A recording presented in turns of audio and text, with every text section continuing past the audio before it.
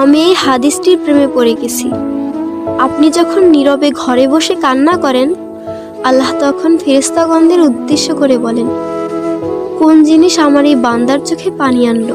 ফেরেশতাগণ বলেন, আপনার বান্দা সুখে নেই, আপনার বান্দা অনেক দিন হাসেনি।